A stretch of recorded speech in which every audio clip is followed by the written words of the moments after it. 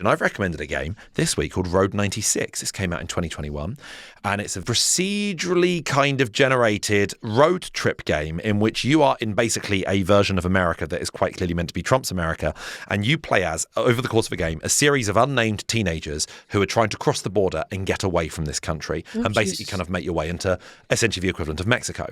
But what it is, you're doing it through a series of road trips. You start off with a certain amount of energy and a certain amount of money, and in each area that you turn up at, it will always be like a roadside diner, like proper like deep south diner by the motorway, and you can either sort of go around the back and scavenge for supplies and get some money and stuff, or you can try and talk to the guy who runs the diner, and maybe it ends up being an important character who can help you out of like a shift or something like that. You build up a bit more energy, you get a bit more money, and then in each area you can choose whether to leave an area by trying to hitchhike and just ending up in a complete stranger's car, whether to like hire a car, whether to try walking to the next area, but your thirst hunger levels might go up too much, you might get too tired, and if you collapse at any point, if you get too sleepy, that's you're out of the game. Your teenager failed to make it across the border.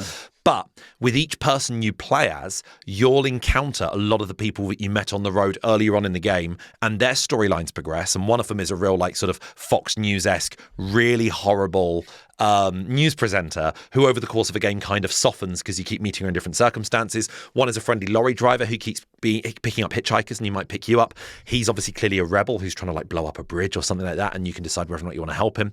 There's just loads of characters you encounter, but ultimately what I just like any road trip of a game. Do you know what I mean? And I like any depiction of America in that sort of style of just going from diner to motel. Demon Copperhead, the game. You ever read that one? I fucking love Demon Copperhead. Yeah. It's very similar to Demon Copperhead in that regard. The characters you meet are all very quirky and silly, a bit two-dimensional, but you don't really mind it too much because it's a very sort of cartoony-looking game.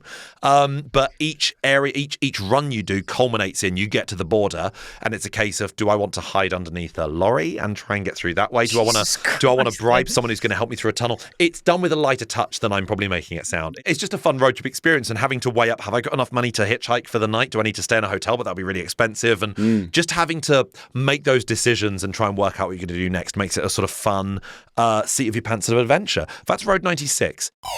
Button Boys.